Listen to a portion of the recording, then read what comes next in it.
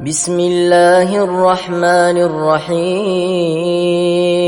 عبس وتولى أن جاءه الأعمى وما يدريك لعله يزكى أو يذكر فتنفعه الذكرى أما من استغنى فأنت له تصدى وما عليك ألا يزكى وأما من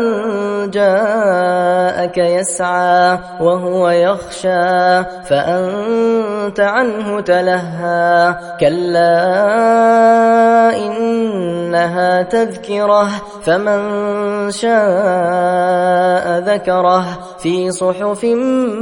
مكرمة مرفوعة مطهرة بأيدي سفرة كرام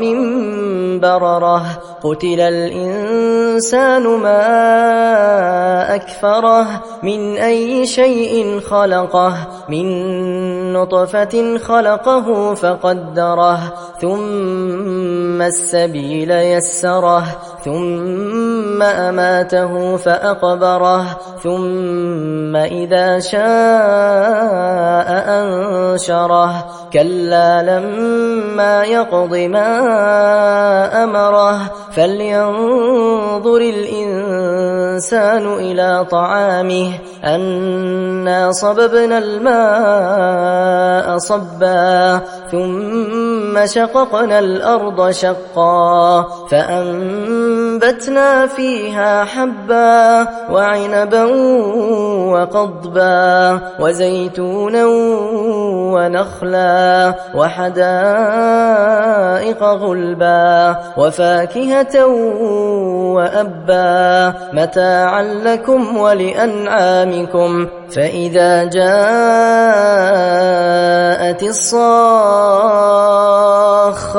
يوم يفر المرء من أخيه وأمه وأبيه وصاحبته وبنيه لكل امرئ منهم يومئذ شأن يغنيه وجوه يومئذ مسفرة ضاحكة مستبشرة ووجوه يومئذ عليها غبرة ترهقها قترة أولئك هم الكفرة الفجرة.